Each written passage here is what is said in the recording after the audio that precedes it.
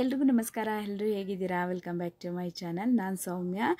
ನಾನು ಮಂಗಳೂರಿಂದ ನನ್ನ ಹಸ್ಬೆಂಡ್ ಫ್ರೆಂಡು ಒಬ್ಬರು ನಮ್ಮ ಹಸ್ಬೆಂಡ್ ಫ್ರೆಂಡ್ ಆಫೀಸಲ್ಲೇ ವರ್ಕ್ ಮಾಡ್ತಾರೆ. ಅವ್ರ ಹತ್ರ ನಾನು ಕ್ಯಾಸ್ಟ್ ಐರನ್ ತವಾನ ತರಿಸ್ಕೊಂಡಿದ್ದೆ, ದೋಸೆ ತವಾನ. ಮಂಗಳೂರು ಕಡೆಯವರೆಲ್ಲ ನೀರು ದೋಸೆ ಮಾಡೋದ್ರಲ್ಲಿ ಫೇಮಸ್ಸು. ಇದೇ ಥರ ತವಾನ ಯೂಸ್ ಮಾಡೋದವರು. ಇಲ್ಲಿ ಹೇಗೆ ಸಿಗುತ್ತೋ ಏನೋ ಅಂತ ಹೇಳ್ಬಿಟ್ಟು ಅಲ್ಲಿಂದನೇ ತರಿಸ್ಕೊಂಡೆ. ಫಸ್ಟ್ ಟೈಮ್ ತಂದು ಕೂಡಲೇ 1 ಅವರ್ ನೀರು ಹಾಕಿ ಅದನ್ನು ನೆನೆಯೋದಕ್ಕೆ ಅಂತ ಹೇಳ್ಬಿಟ್ಟು ಬಿಟ್ಟೆ. ನೆಕ್ಸ್ಟ್ ಒಂದು 2 ಟೈಮ್ಸು 3 ಟೈಮ್ಸು ನಾನು ಸೋಪ್ನ ಹಾಕಿ ಸ್ಕ್ರಬ್ಬರಲ್ಲಿ ಬ್ರಷ್ ಮಾಡಬೇಕು. ಇಲ್ಲ ಅಂತಂದರೆ ಒಂದು ಕಪ್ಪು ರೀತಿ ಕೊಳೆ ಬರ್ತಾನೆ ಇರುತ್ತೆ. ಅದಕ್ಕೋಸ್ಕರ ಒಂದು 3-4 ಸಲನೇ ನಾನು ಈ ರೀತಿ ಸೋಪಲ್ಲಿ ಬ್ರಷ್ ಮಾಡಿ ಅದನ್ನು ತೊಳೆದಿಟ್ಕೊಂಡಿದ್ದೀನಿ. ನೆಕ್ಸ್ಟ್ ಕೂಡ ನಾನು ದೋಸೆ ತವಾಗೆ ಅಡುಗೆ ಎಣ್ಣೆನ ಹಾಕಿ ನಾನು ಅದನ್ನು ಕೂಡ ಒಂದು 5 ನಿಮಿಷದ ತನಕನೂ ಕೈಯಿಂದ ಉಜ್ಜಿ ಅದ್ರ ನೆಕ್ಸ್ಟ್ ಸೋಪ್ನ ಹಾಕಿ ಒಂದು 3-4 ಸಲನೇ ಆ ಥರ ತೊಳೆದಿಟ್ಕೊಂಡಿದ್ದೀನಿ. ಒಂದು 2-3 ಸಲ ಆ ಥರ ಮಾಡಿಕೊಂಡ್ರೆ ಸಾಕು. ನಾನೊಂದು ದೋಸೆ ಹಾಕಿ ಕೂಡ ತೋರಿಸ್ತಾ ಇದ್ದೀನಿ ಹೇಗೆ ಸ್ಟಿಕ್ ಆಗಿಬಿಟ್ಟಿದೆ ಅಂತ ಹೇಳ್ಬಿಟ್ಟು. ತೆಗಿಯೋದಕ್ಕೆ ಆಗೋದಿಲ್ಲ. ಹಾಗೆಯೇ ಈರುಳ್ಳಿಯಿಂದ ಎಣ್ಣೆ ಹಾಕಿ ಆಗಲೂ ಕೂಡ ದೋಸೆನ ಹಾಕಿ ನೋಡ್ತಾ ಇದ್ದೀನಿ, ಆಗಲೂ ಕೂಡ ಬರೋದಿಲ್ಲ ಅದು. ನಾವೇನಿದ್ರು ಅಂತ ಹೇಳಿದ್ರೆ ಈ ಥರ ತವಾನ ತರಿಸಿದಾಗ ನಾವು ಇದನ್ನು ಪಳಗಿಸ್ದೆ ಹೋದರೆ ಯಾವುದೇ ಕಾರಣಕ್ಕೂ ದೋಸೆ ಎದ್ದೇಳೋದಿಲ್ಲ.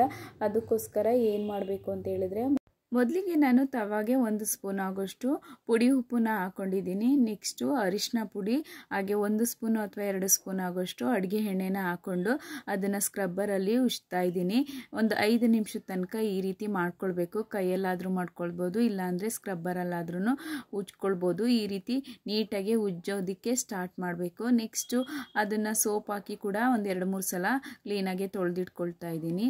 ಈ ರೀತಿ ಮಾಡಿಕೊಂಡು ಇದನ್ನು ಫಸ್ಟ್ ಟೈಮು ಒಂದು 2-3 ಸಲ ಮಾಡಿಕೊಂಡ್ರೆ ಸಾಕು. ಇನ್ನು ಪ್ರತಿ ಸಲನೂ ಮಾಡಬೇಕು ಅಂತ ಏನಿಲ್ಲ ಈ ಥರ.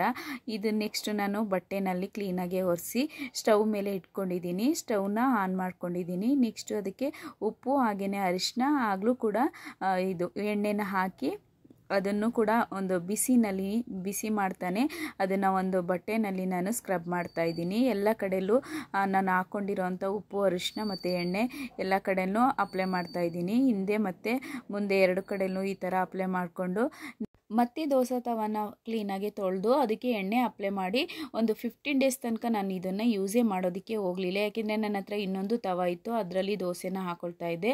ಇದನ್ನು ಹಾಗೆ ಇಟ್ಬಿಟ್ಟಿದ್ದೆ ಚೆನ್ನಾಗಿ ಪಳಗಲಿ ಅಂತ ಹೇಳಿಬಿಟ್ಟು.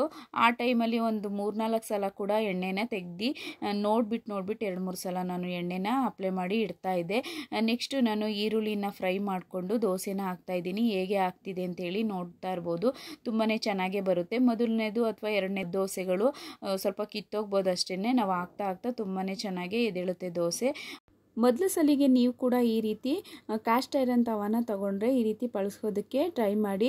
ತುಂಬ 2-3 ಸಲ ಮಾಡ್ತೀನಿ ಇದೇ ಥರ ಎಣ್ಣೆ ಮತ್ತು ಅರಿಶಿನ ಎಲ್ಲ ಹಾಕಿ ಮಾಡ್ತೀನಿ ಅಂದರೆ ಆ ಥರ ಕೂಡ ಮಾಡ್ಕೊಳ್ಬೋದು. ನಾನು ಅಷ್ಟೇ ಮಾಡಿದ್ದು. ತುಂಬ ಚೆನ್ನಾಗಿ ದೋಸೆ ಎದ್ದೇಳ್ತಾ ಇದೆ. Thanks for watching video. Please subscribe ಮಾಡ್ಕೊಳ್ಳಿ. ಹಾಗೆ ಫ್ಯಾಮಿಲಿ ಫ್ರೆಂಡ್ಸ್ಗೆಲ್ಲ ಈ ವಿಡಿಯೋನ ಶೇರ್ ಮಾಡಿ. ವಿಡಿಯೋ ಏನಾದರೂ ನಿಮಗೆ ಯೂಸ್ಫುಲ್ ಅನಿಸ್ತು ಅಂತ ಹೇಳಿದ್ರೆ ಒಂದು ಲೈಕ್ ಕೊಡೋದನ್ನು ಮರಿಬೇಡಿ. Thank you.